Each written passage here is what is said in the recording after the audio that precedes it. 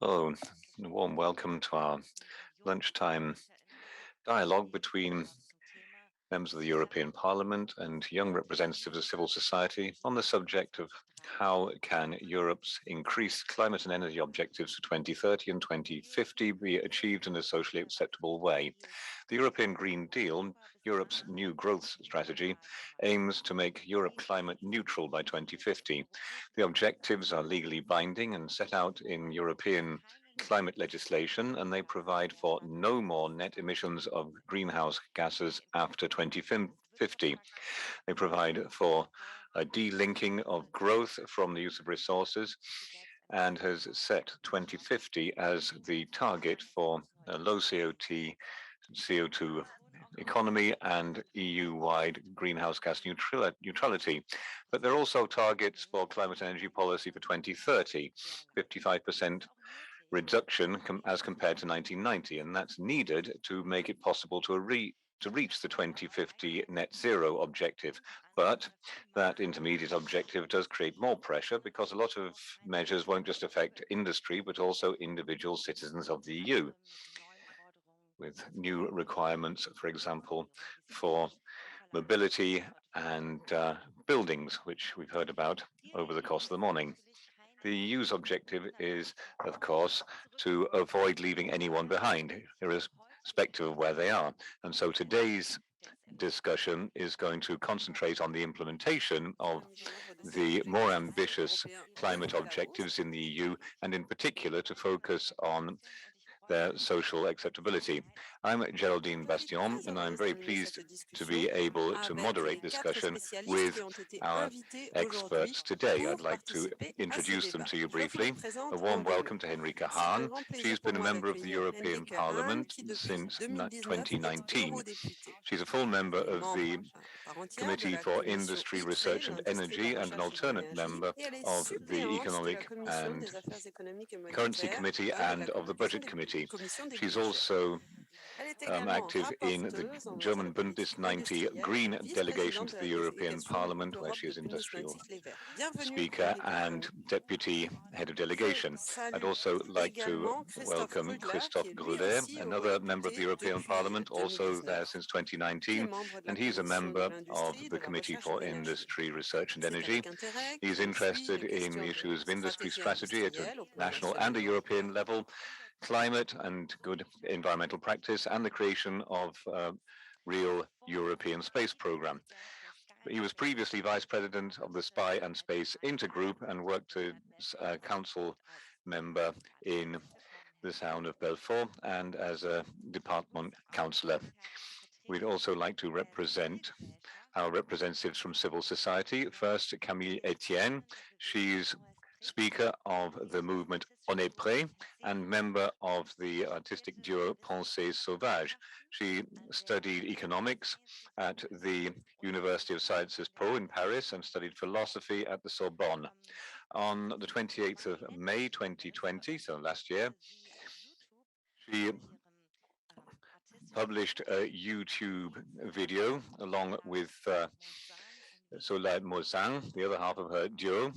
She's published a video entitled Réveillons-nous, Let's Wake Up, and that was viewed 15 million times and was translated into Spanish, English, German, and Portuguese. And we're glad to have you with you today, Camille Etienne. And finally, I'd very much like to welcome Sebastian Grima.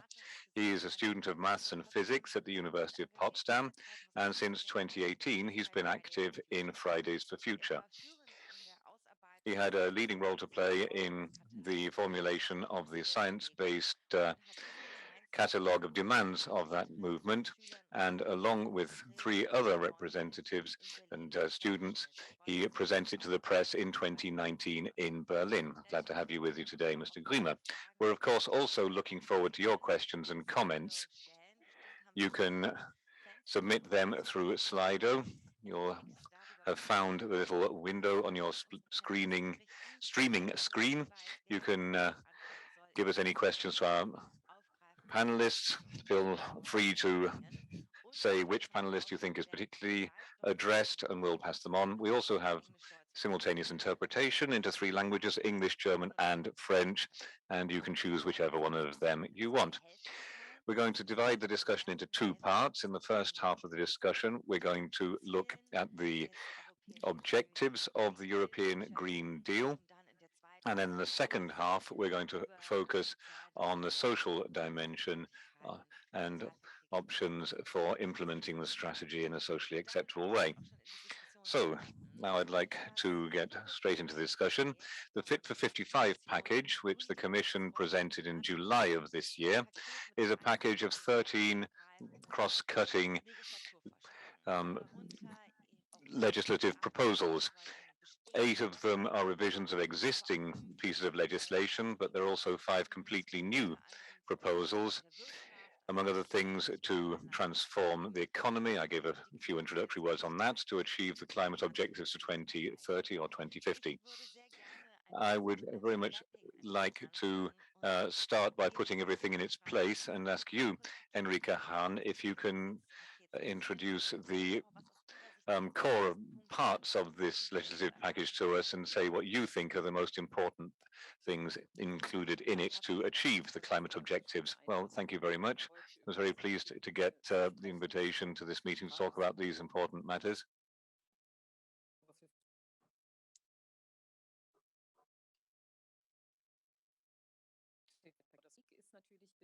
By 2050 at the latest, we want to achieve the climate objective, and by 2030 we have set objectives as well to help us do that. It's an ambitious plan. We're going to have to discuss whether it's ambitious enough, but it is something new at a European level. We haven't had anything like this before. As Greens, we were in favor of a 65% reduction in the European Parliament. The Parliament then proposed 60% or demanded that, and 55% is then what came out at the end. Nonetheless, that is still ambitious, given that all these climate and energy issues are going to have to be pushed to a greater extent, and the legislation is going to have to be adapted for that. And that's why we're discussing this 55 package now. It's a shame it wasn't a Fit for 65 package as we see things, but nonetheless, it is something new at a European level. In any case, it's a comprehensive, wide-ranging package, and it picks out the areas that need to be addressed on the way to climate neutrality, energy efficiency, renewable energies, CO2 prices for nearly all parts of the economy, taxation of energy, and also the extension of alternative charging infrastructure. These are things that people are concerned about. You read about them in the newspapers as well. But of course, the details are very important. The small print in the legislative proposals, and there are enough examples of how relevant everything is. It's clear that energy efficiency objectives don't just have to be ambitious, but also have to be binding on the individual member states. If we want to be successful, then we have to make sure that we face up to increased demand for energy with increased efficiency. And if we aren't ambitious enough with our charging infrastructure, then we won't be able to address the transport properly at a German level, but also not at a European level. And if we're thinking of phasing out the internal combustion engine, then of course it's clear, as we see things, the earlier the better. Some car companies are more progressive there and are making their own proposals. So by 2050, at the latest, we have to have emission-free cars on the roads. We've had more ambitious dates proposed than that, but these are very important points. And apart from this package, there are other proposals in sustainable finance, for example, that are very important.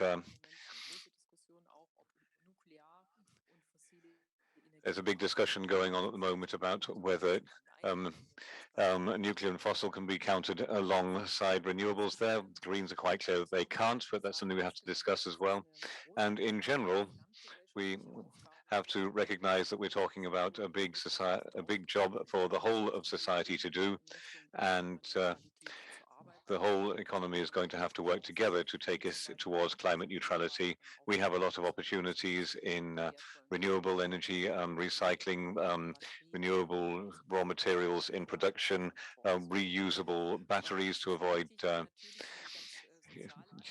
use of raw materials. That's very important. And of course, social issues are important as well. We want a just transition in this transformation. That's going to be very important for the people who are affected by the changes. And that is something that is being discussed at the European level as well. The Social Climate Fund is something we have to think about in that context as well. We can talk about that later as well.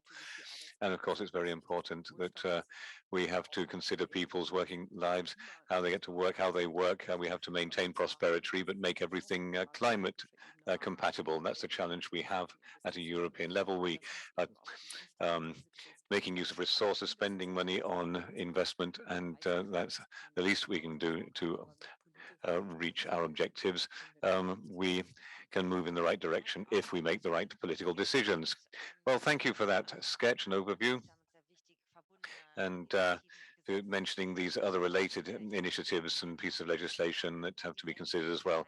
Mr. Grudler, I'll ask you, would you have highlighted the same points? And to put things in a wider context, if the objectives are implemented as set out in the package, what do you think will be the consequence of that we can expect for the economy and for individual citizens, both the positive ones, maintaining prosperity, as something you just mentioned, but also other consequences, things that people might have to do without or things like that? Well, thank you. Thank you very much for the invitation first to this roundtable discussion. Of course, we're all looking for 100% neutrality by 2050. Now, 50% now is less ambition. 55 is less ambitious, but it is something that will get us in the right direction. Everyone does agree that we want 0%, so full compatibility at 2050, and that is something that's vital for all European people. The first consequence for people is that they will live in a cleaner world, in a cleaner Europe, which will set an example to the world, because European standards and European show that we have the imagination to do this, and other people in the whole world can follow us. If we go for carbon neutrality, for that to be acceptable for the people of this continent, we have to have social neutrality and economic neutrality as well. We can't destroy the foundations of our economic activity, and we can't have people who are already finding it difficult to make ends meet having to pay twice as much to keep alive. So it's not just a question of legislation, and Fit for 55 is moving in the right direction. We need to make sure that we reduce the impact of that, create new jobs. I think the question of hydrogen is an important example. I work a lot there. It's very renewable. We're talking about 500 billion euros investment in hydrogen, and that's 1 million jobs that will come out of that. That's not necessarily a million new jobs. There'll be Polish coal miners and people in Estonia who will lose their jobs will have new jobs to go to. So there's a real economic impact, but stopping using fossil energies is something that's going to happen very quickly, and it's going to have an impact on portfolios. It's going to cost a lot to the energy countries, and the mechanisms in the Fit for 55 package will make it possible to support decarbonized energy, and particularly renewable energies. I'm rapporteur for my group on the Renewable Energies Directive, and we're going to do all we can to get the package going through, because a lot of work needs to go into it. The basic principle that we have to hold on to is that we want to electrify to the greatest extent possible. And that will make it possible for us to cut our energy consumption right across the board. We're going to focus more on electrical energy, because that will be greener, and in particular in the transport sector. If we cannot electrify, then we may switch to hydrogen, particularly for freight, for heavy vehicles. That will also offer an option. There's something else which is important as well, I think that we need to focus on in particular in the Franco-German context. I think that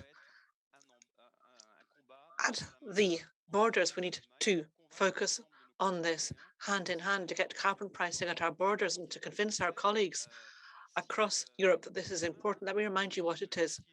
For example, if steel is produced in the European Union in future, or indeed cement in a low carbon way, because of course we're going to continue to need steel and cement, that will increase the price. But if we want to ensure that our firms can still have a market share in Europe, we can't have high pollution production or products arriving on the European market at a much cheaper price. We have something which will be environmentally friendly, but a little more expensive.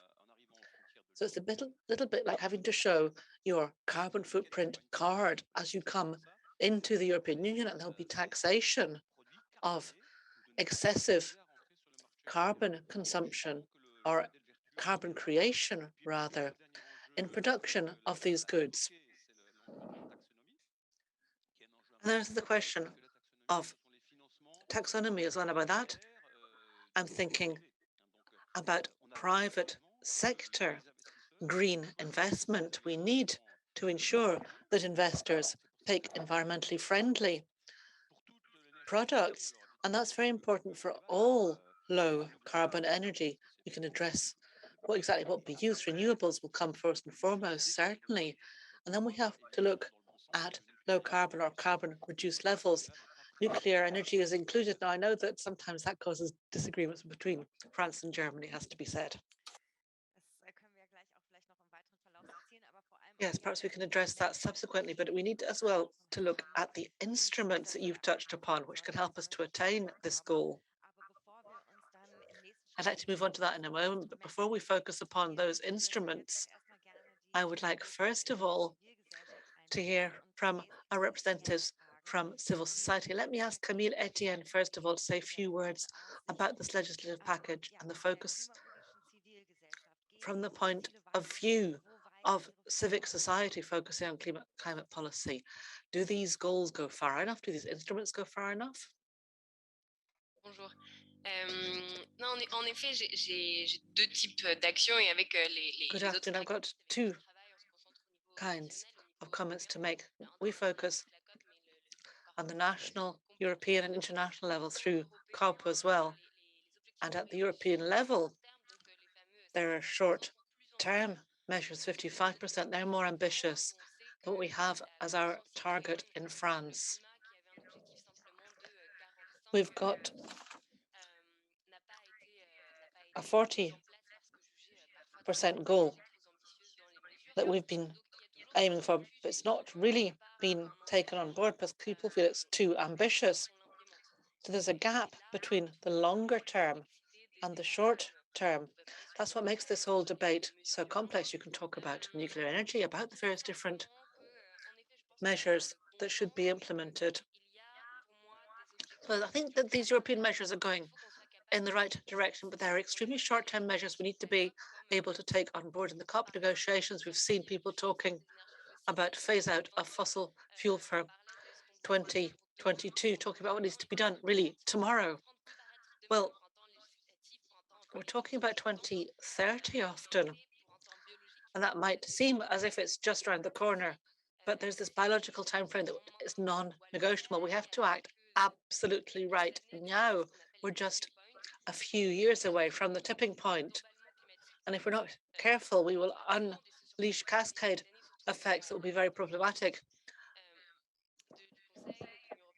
in climatic terms. I've been trying to focus on ensuring that the French presidency addresses these ultra short-term measures.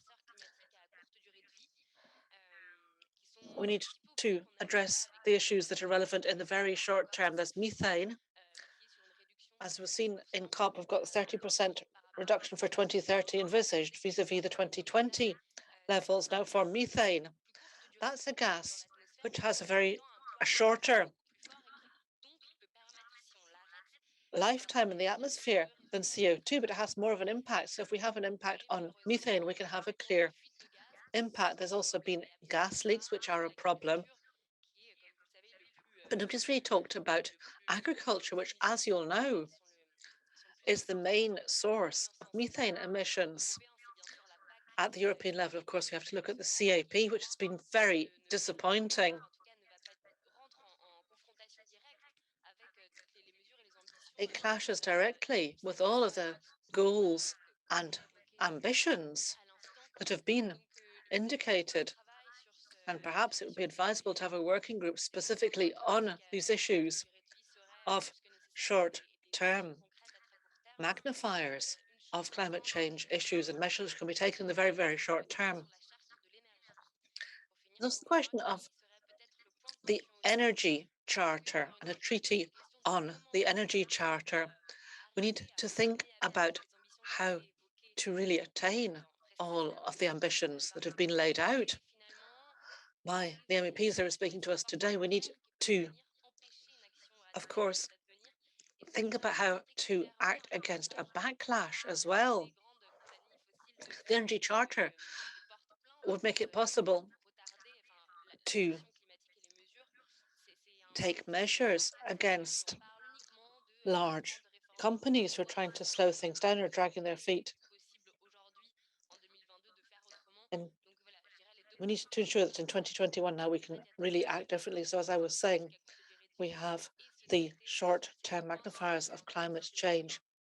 And there's also this question of the energy charter. Those are the points I wish to raise today. Thank you.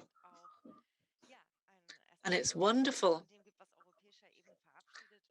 to hear your positive comments on what is to be adopted at the European level. It's also interesting to see the dynamism between the European Union and the member states, who really sets the tune and who tries to drag their feet. I'd like to hand over now to Sebastian Grima to say a few words about this from the point of view of German civil society as to the objectives, and as Camille Etienne did as well, to state what you would call for as well. Good afternoon. I think, first of all, I'd like to really look at the big picture. All of the objectives, the efforts that are currently being made are in part going in the right direction, but the goal of the Green Deal is 55% cut by 2030. It doesn't go far enough. It's a shame, but it doesn't go far enough. It's clearly documented. If you look at the United Nations report, the IPCC reports, all of the scientific literature states clearly that this 55% is not enough to ensure that we're on the 1.5 C pathway. This 55% reduction in the EU is less than would be needed on average globally to stick to the 1.5 degrees pathway. And we have to ponder the fact that the EU is largely made up of very rich industrialized nations. We ought to be cutting our emissions much more rapidly than the global average. And if we want to have any chance of hitting the 1.5 pathway and sticking to that goal, we need not only to ensure that our climate goals are in tune with what's happening globally, but that we're actually doing better than average. And it's not even in tune with them currently. Now, certainly there is still some movement at present, but it's not enough. And it's above all far too slow. What we would need to do would be to increase the EU goal to 80% reduction. It's an enormous challenge. We're well aware of that. And we're well aware of the need to negotiate on that. The EU emissions trading system would need to focus on that goal, but the emissions trading system is not the only thing that we need. We need a ban on authorization of vehicles with combustion engines no later than 2025. We shouldn't authorize use of new gas or oil-based heating systems. If we have those in new build now, they'll stay there for 25 to 30 years, and it's what we don't need. We need to bear in mind that climate change affects everything across the board. For example, the trade treaties that the EU is currently concluding are not at all in tune with the 1.5 degree pathway. We can't, for example, conclude agreements with Mercosur, whilst at the same time forgetting about the 1.5 degree objective. What's our view then as to the big picture? Here and there we see this idea of people just continuing with business as usual. Community, I mentioned the best example, the common agricultural policy, which is massively disappointing, but we do see that some things are going in the right direction. Helpful instruments have been cited. The provisions for CO2 pricing at the borders, that's certainly helpful, but implementation is too slow, first of all. And secondly, it's not nearly ambitious enough to ensure that we can hit the 1.5-degree pathway. I'm not trying to say that people aren't making an effort, but we have this enormous problem with the climate crisis, and the current responses aren't up to scratch. We can't negotiate with the laws of physics. And if we miss the 1.5 pathway, which is likely to happen, we'll be in enormous trouble. We'll have 4-meter increase in sea level, another huge meltdown of the Greenland ice sheet is likely to happen, and we'll see an increase of 7 meters of the level of the sea. That's about 1 million people who'll be affected. Think of London, think of Hamburg, just to mention EU examples. So this 1.5 pathway is very important, and we have to direct all of our actions to attaining that goal. And that's not happening. So on the one hand, there's the discussion as to the tangible measures, but there's also basically a general lack of ambition. Well, thank you for that. I think that we've heard all of the basic positions, and I would like to ask everybody from now on, please, to be a little bit more concise, because we do have a lot of topics to address today. And I'd like to ask Mr. Grudler to respond to these comments. Of course, the points that have been made are very clear. They're practical issues that have been raised as well. But there are lobbies that are really standing in our way. There's methane, there's the CAP that was addressed. But the farming lobby might be getting in the way. Do we perhaps need to recalibrate on that front? Do you think there's a new political openness to bring some pressure to bear, or do you think that some other kinds of measures need to be taken?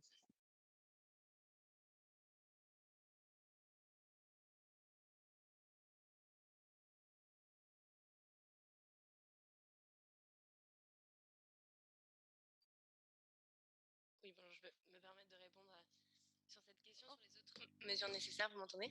Let me respond. Can you hear me? I actually addressed the question to Mr. Grudler, see if he wanted to react. It wasn't heard. Sorry, I didn't. Yeah, I thought this was Enrique. Anyway, could you just remind me of the end of the question? The measures that are missing to achieve the objectives, if I've understood correctly. And your reaction, please, as well. Yeah, go ahead, please. No worries. If I could just react quickly to what Camille and Sebastian said on methane. Yes, we're well aware of the problem associated with methane. It's no coincidence that we've worked on this in the European Parliament as well. And the Commission is going to be announcing something in December. And in January, the gas package is going to arrive. It's not one to promote polluting gas. On the contrary, it's going to be a package of legislation to address what we can do on decarbonized hydrogen, reduction of methane leaks. And if we consider the energy charter, I think 26 countries out of 27 in European Union that have signed the energy charter to get out of fossil energy. But it's the 14th of December that the Commission has said that they're going to be presenting the gas package, which the Parliament will be looking at over the next year. And briefly to come back on what Sebastian was saying, I agree with him. Europe has to make a contribution. It can't resolve all the problems of the world, but it can be a model for the world. And if we do something here that works, then it can be an inspiration for other countries. And looking at free trade agreements in particular, it's clear to me that we can't sign such an agreement if there are commitments in line with the Paris Agreement on the environment and without social standards being respected. Protection of children, of workers from exploitation. But such agreements can also be an opportunity for the planet. If we sign an agreement with South America, for example, which is still in the pipeline, if um, we have the first producers in Europe making electrolysis, who are the first to produce completely decarbonized um, hydrogen in the world, and they again then sold to South America. That makes a contribution to the whole world. Looking at the gap, I think that for a sustainable transition, Geraldine, we really need to make sure that everyone's involved. Of course, the final consumer, but everyone. I'll give you an example in transport quickly. The transport, if the transition is to be sustainable, we need regulation. We can play around with rules for vehicles and for emissions. That's something we can do. We need also public bodies who invest here. That goes for France as Germany and everywhere else.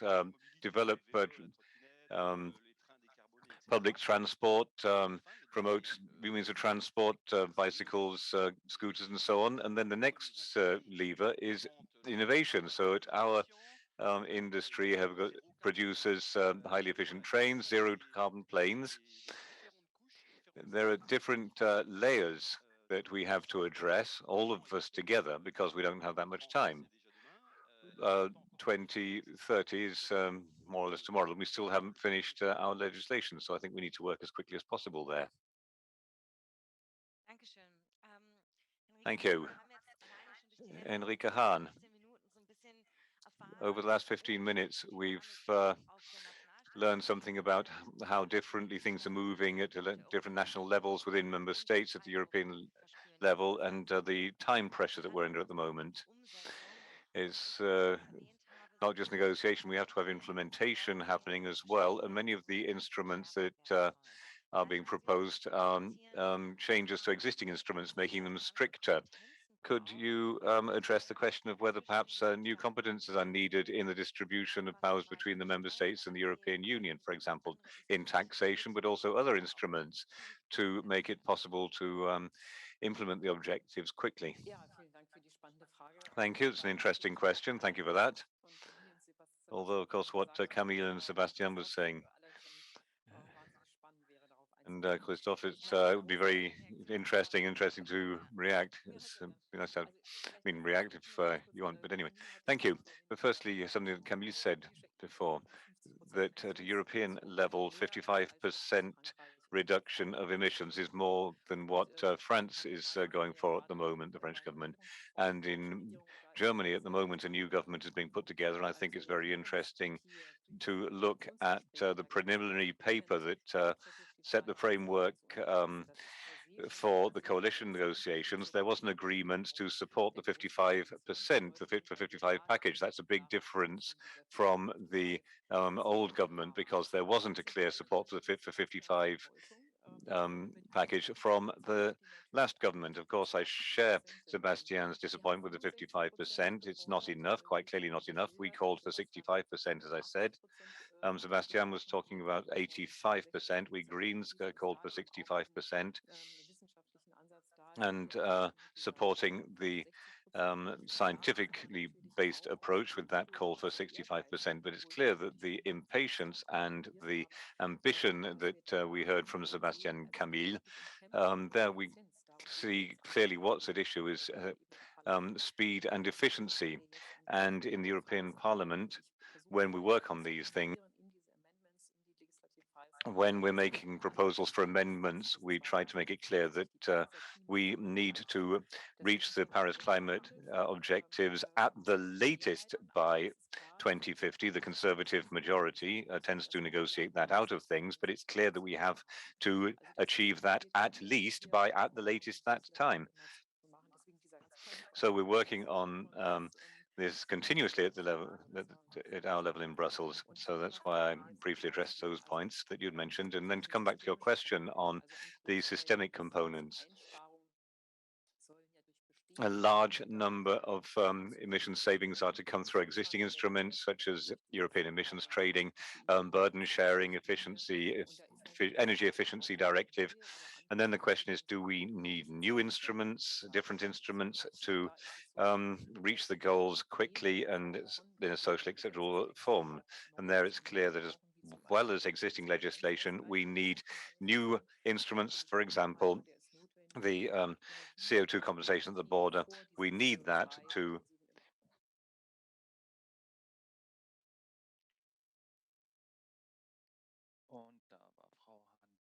so Ms. Hahn's got lost somewhere, right in the middle of her statement. I don't know if Ms. Grüttler, if you want, Mr. Grüttler, if you want to take over where Ms.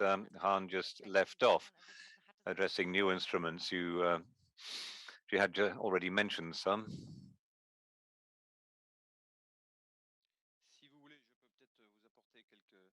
If you like, I can say a few more things about new instruments.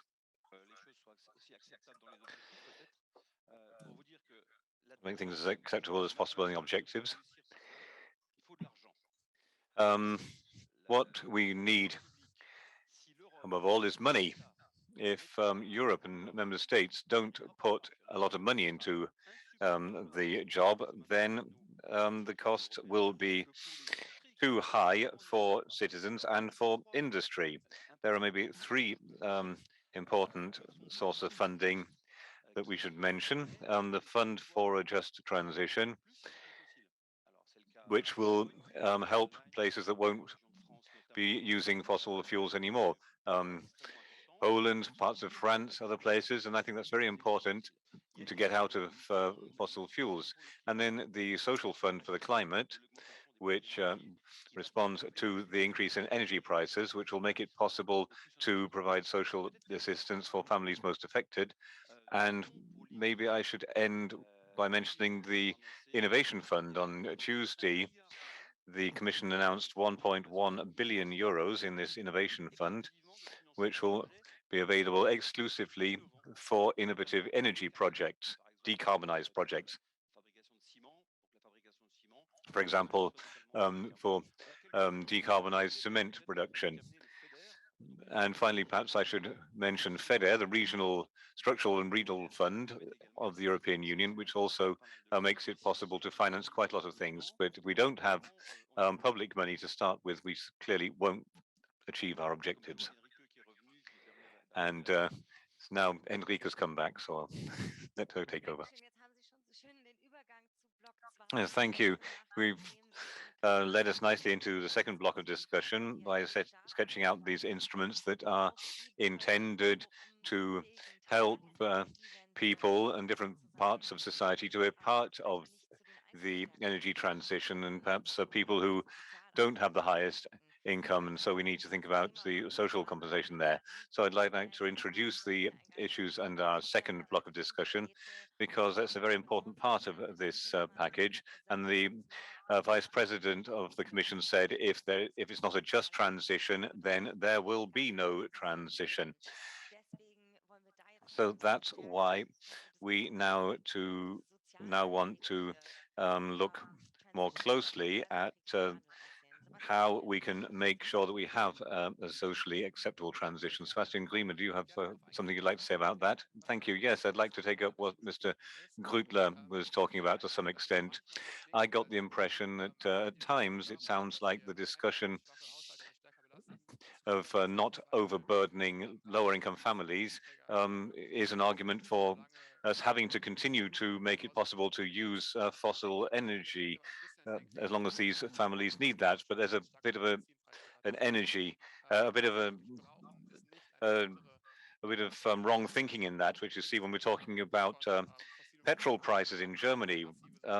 We don't need to make fossil fuel cheaper. We've always got a lot of subsidies in fossil fuel. For example, kerosene is tax-free, which helps rich people because they fly more. I still wouldn't be in favor, would be of making it easier for everyone to fly, even though that would redistribute. What we need to make it possible to restructure so that low-income houses can move to low-carbon energy, for example, supporting heat pumps so that they can move away from gas and oil.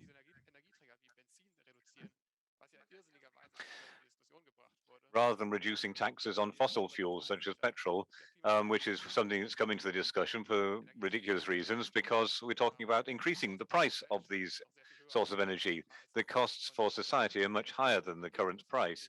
And the path that we have to go down is to make it possible to transfer to climate neutral ways of doing things rather than trying to support them now and then maybe transition this later stage. Thank you. I'd like to ask Camille Etienne to add something now as well. At the moment, I very much get the feeling that we're seeing increasing polarization among people,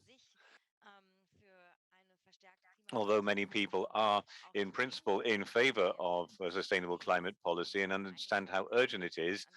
As soon as things affect your own wallet and affect your own household, um, the picture changes, particularly at the moment where you get the impression that politics was asleep for a long time and there wasn't enough pressure on industry, and now individual citizens are going to suffer the consequences. What measures, such as those being mentioned by Sebastian, do we now have to implement so that we can give these people support in the energy transition rather than just putting them under pressure?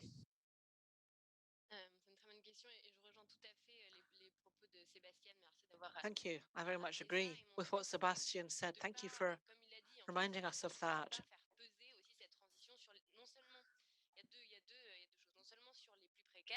There's a question of the most vulnerable households at all levels. There are the winners and the losers from COP. And of course, there was enormous disappointment for activists and for a lot of corners of the globe as well.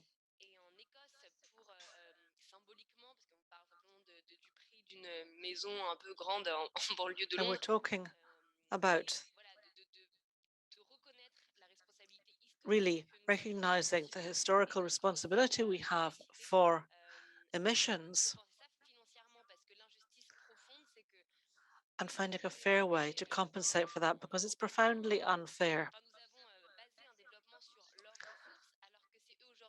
We've based our development on the resources of these areas of the world, and now they're most directly affected by climate disruption. Ms. Kudler, you're talking about treaties that will help us moving forward. Well, I think that's not really going in the right direction. We need to give the people in other parts of the world assistance, the means to deal with things. They have the talents to do it themselves. We don't need to tell them what to do. We need to provide funding to them. We need to become aware of the magnitude of this historic injustice. Perhaps Europe could take leadership on this as well. There are these losses and damages that have happened to these parts of the world. And it's a shame that that was removed from the text. We need to compensate for that. And then there's a question of those who are the most vulnerable in individual terms as well.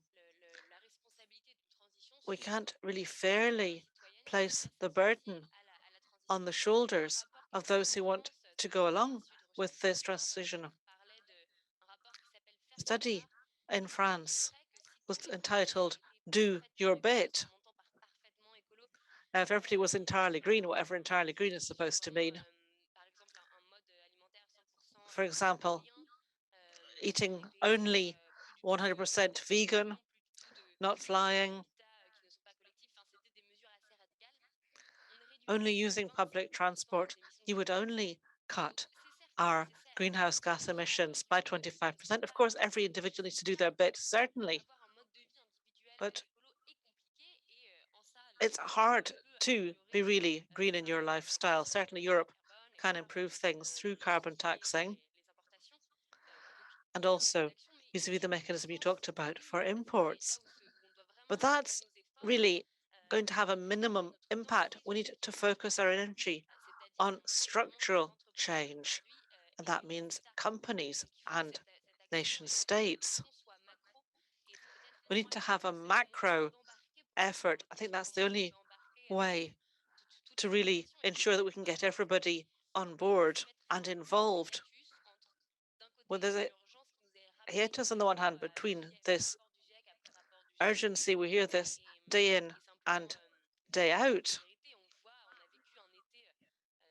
and we see it. We've had a dreadful summer,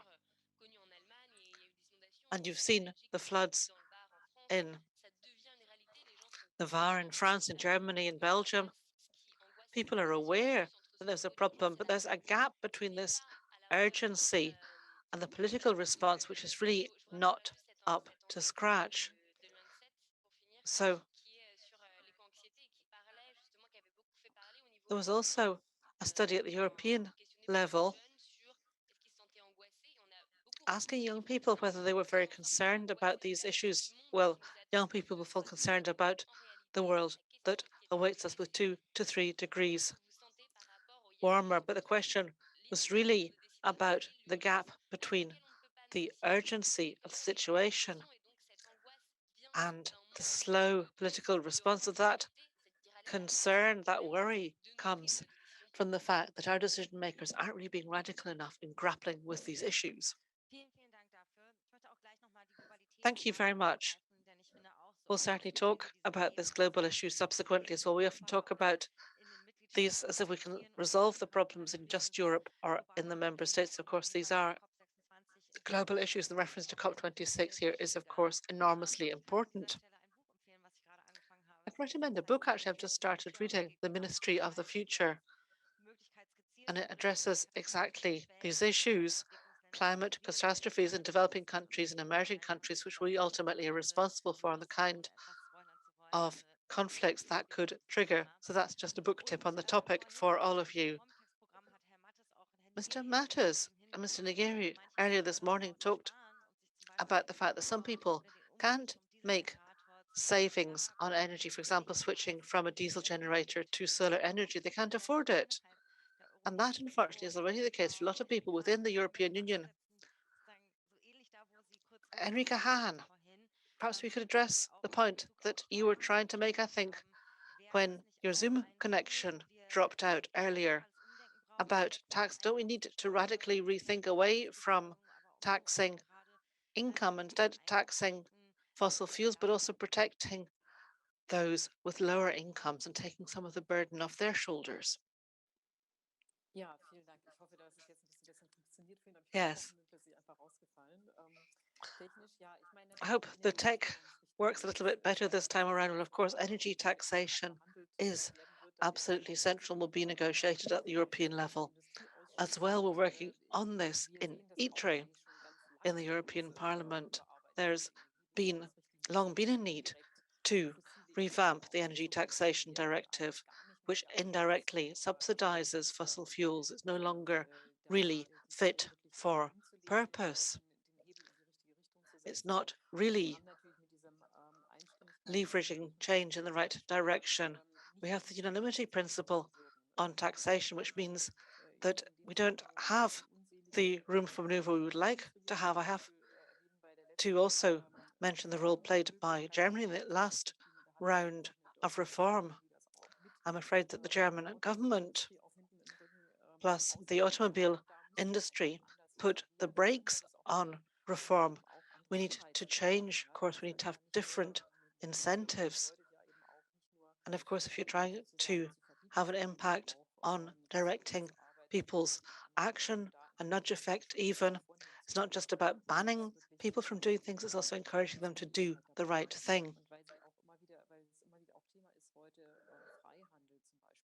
We're also talking about free trade as well. That is something very positive.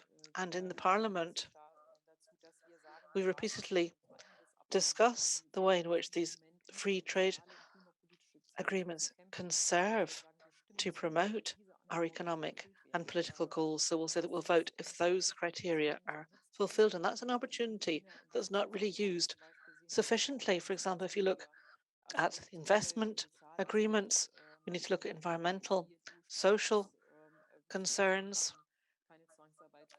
standards, for example, to ensure that there's no child labor etc. All of these issues are intermeshed. There's climate policy, there's the social aspect as well. You talked about the Just Transition Fund and everything that will function at that level. There's supposed to be energy justice, as it's now called in the US. We want to ensure that everybody in Europe can afford to pay for their energy. And we want to support regions which are particularly affected by the transition from fossil fuels to sustainable energy. We need to work on a whole host of different levels to achieve that. Thank you. Just to look in a little more detail at the question of the global dimension of these issues, Mr. Grudler, we've heard about the fact that the EU ought to be sending out the right signal to other countries, industrialized countries, developing countries, emerging economies as well. That was really in the spotlight in COP26. If we don't transmit the right message, other countries are not prepared to do their bit either. For example, phase out of coal. So there's the idea of inspiration and technology transfer. That's one thing. But there's also the question of the kind of legislative impact we can have. We've seen that with the GDPR when it comes to data protection. Could you say a few words about striking the right balance globally, in fact? Well, yes, the EU is a very important world market, and our standards will, of course, impinge upon the way in which production unfolds in other parts of the world, in Africa, Asia, United States, wherever. They want to have access to our markets.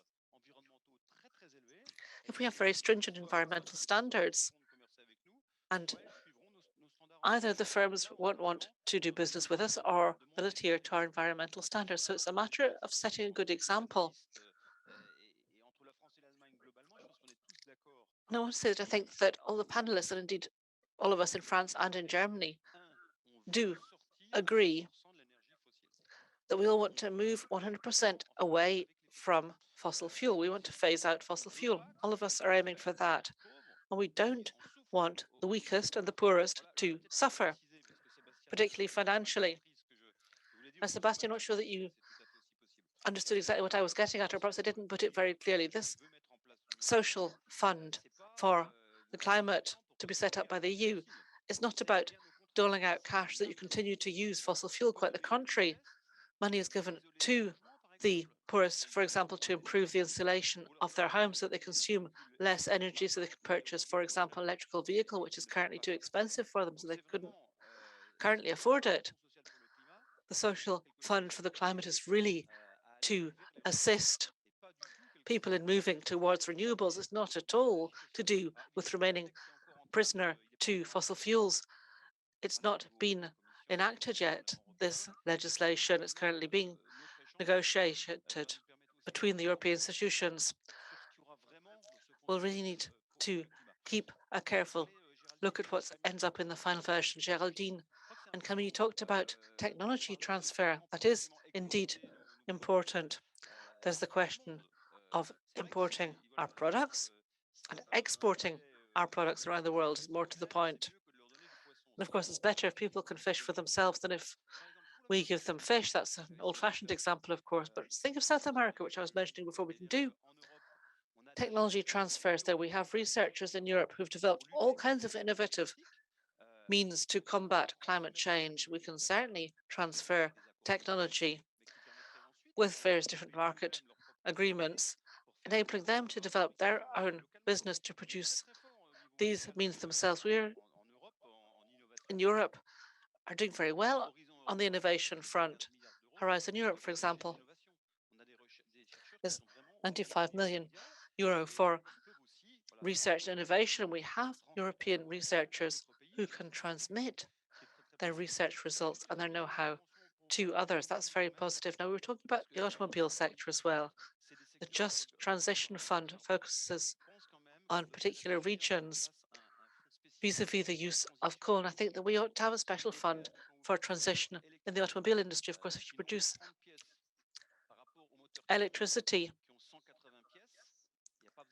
electrical vehicles, there are much fewer components in those engines than in traditional internal combustion engines. So it's more straightforward in many ways to produce the engine for those e-vehicles. So it will mean there will be job losses. So I think that for the regions in France and Germany, for example, where we're phasing out internal combustion engines, we'll need to have assistance to help people to make that transition as well.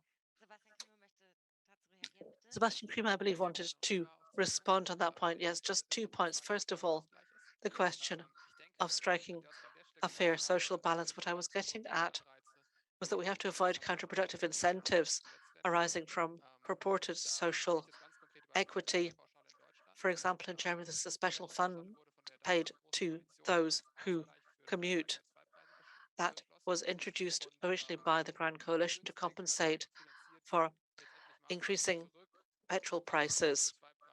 And in a sense, it paid back the extra to people. So we have an increase in CO2 prices, but we pay extra money to commuters to compensate for that. It doesn't really affect them, and it forces not terribly social because it's particularly positive for richer households. And these are the kind of pitfalls we need to avoid.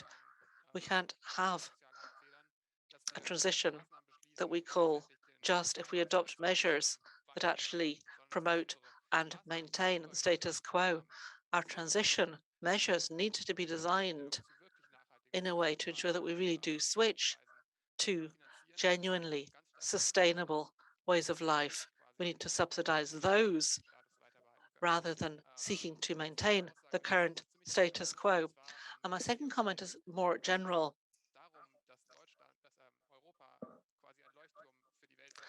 Talked about Europe perhaps being a lightship for others, sending out a message to others, acting as a kind of beacon. Of course, if Europe forges the way, others will follow. Certainly, we have a kind of technology competition underway. Nobody wants to be depicted as the one who's lagging behind. When the EU decided on 2050, a whole host of other countries adopted similar approaches. As soon as the Green Deal was taken on board, Japan and Korea adopted a 2050 goal, as did the US. That's very positive news. When Europe forges ahead, then others will follow in behind us. But of course, we're not really sending out a clear enough message. We don't have a strong enough beacon effect. So we need to think about how we're going to have the phase out of fossil fuels. All of the measures we looked at in tangible terms. We need to be aware that Europe as a beacon needs to really be lit even brighter. So we need to be even more stringent. Thank you. We've got 5 minutes left, so I'd like to pick up a question from the public. Camille Etienne, I mentioned your viral video before. You've recently posted a new video addressing the role of generations, different generations. I know that the statement is that we're not talking about a generational conflict here, but about something we have to do for all generations. But how can we make sure that we don't see new things separating people, given what we're having to face up to? So how do you, in your work as an activist, in your other work, how do you address the distinctions between different generations and different income groups? Thank you for that question. Well, my point is, and this is something that Sebastian, I think, agrees with. In the media and the way that things are addressed, and if you see the way that reporting takes place on all the marches for the climate, we've brought together with thousands, millions of people across the world. And this was a reaction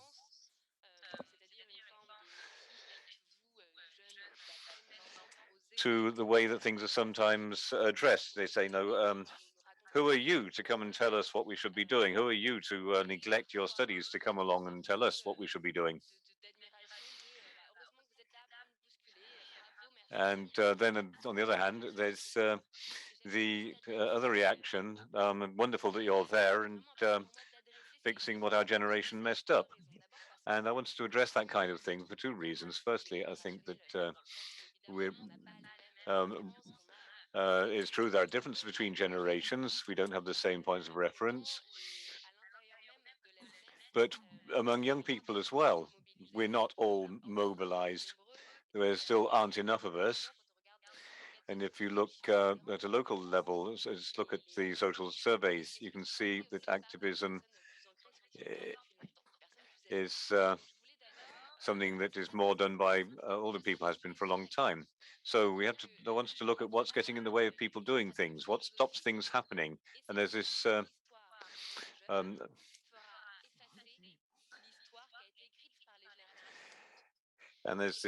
impression you get that as young people, sometimes people get the impression that young people are being called on to do away with the history of what happened in previous generations. I wanted to some extent to reassure that um, these people who were involved in the 1968 movement, they called into question the link between um,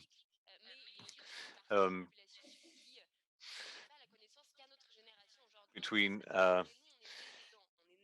economic activity and climate change, but they didn't have the knowledge that we have now. And then the world at 2 or 3 degrees warmer is one that we will live in. So we're not talking about figures, we're talking about our lives, we're talking about the lives of millions of people who are going to change radically. It'll make a big difference whether it's 9 degrees, 8 degrees, or 2 degrees. So I've talked a bit of a long time now, but I'll try and wind up quickly. I wanted to address this first to say that we don't need to be thanked, or I don't just want to be listened, I want to be understood. We can't stay in our place and wait to be heard at a later stage when we're old enough to take on the reins of power. So we want everyone who is living in this earth now decides to make the climate emergency the single paradigm through which they see the world, and that all decisions are looked at through that lens. So just trying to turn around the way we see things. Well, thank you. Sorry, we've got to the end of our time. Yeah, it's a shame, I think, I have to interrupt you there. But the question from the public was, what could the state do to better transmit the urgency of these jobs to the people? Something that is very much being done by civil society organizations that are represented here. And I think I'd just like to take this question as information, as an inspiration and a starting point in our important work as parliamentarians and as civil society organizations. Support that work to push this socially acceptable energy transition forward and hopefully fight against the climate emergency. So thank you very much for this very interesting discussion, for this good discussion, and for the viewpoints that you brought in from where you're all coming from. Thank you very much for the important work you're doing. I'd also like to say thank you to Christoph Kerner for the technical organization, and also thank our hardworking interpreters, Ms. Pijolet, Ms. Locher, Helen Ferguson, and Mr. Crompton. Thank you very much for your work. There'll be a video of this discussion available as from the 25th of November, and we're going to have a very brief coffee break now, and then the program will continue at 2 o'clock with Europe's energy system of the future. Thank you very much.